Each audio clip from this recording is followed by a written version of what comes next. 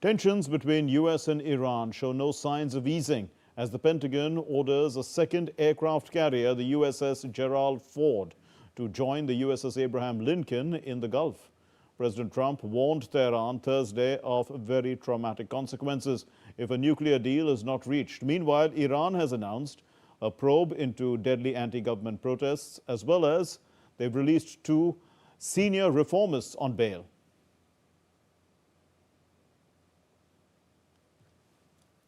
With no date set for a new round of Iran-US nuclear talks, the Pentagon has ordered the USS Gerald R. Ford and its escort ships to join the USS Abraham Lincoln in the Gulf.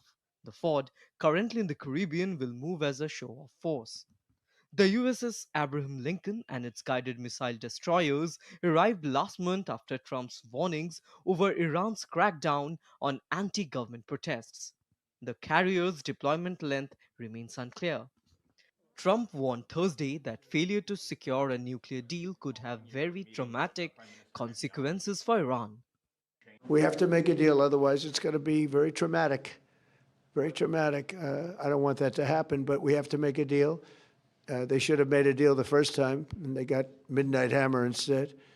And this will be very traumatic for Iran if they don't make a deal. The US and Iran resumed indirect talks last week in Oman over Iran's nuclear program, but negotiations remain limited to nuclear issues. Meanwhile, Israeli Prime Minister Benjamin Netanyahu, who recently met Trump at the White House, expressed skepticism over the quality of any possible deal. Netanyahu emphasized that an agreement must address not only nuclear weapons but also Iran's ballistic missile program and its support for groups like Hamas, Hezbollah, and Yemen's Houthis. Back in Tehran, the government announced a commission to investigate deadly anti government protests over the cost of living in January.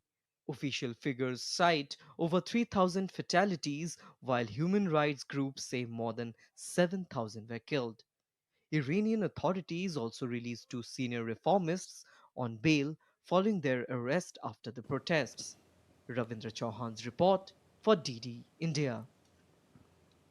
Nepal's Prime Minister Sushila Karki reviewed the election preparation and security arrangement in Sokulkhumbu district. In her visit there, she confirmed that elections will be held in a single phase in all districts of Nepal. The Prime Minister Karki held discussions with government officials and locals at Namche and Saleri area of Sokulkhumbu district. The chiefs of security agencies informed that there was no potential of adverse weather in the district. The Prime Minister Karki expressed that this election has a historic importance and reminded that the election would be held on March 5.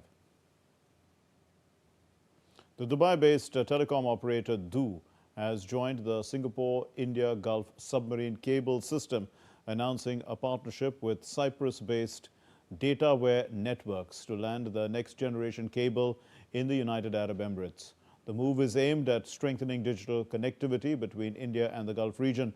The project is designed to enhance route diversity for global data traffic while reducing reliance on the Red Sea corridor.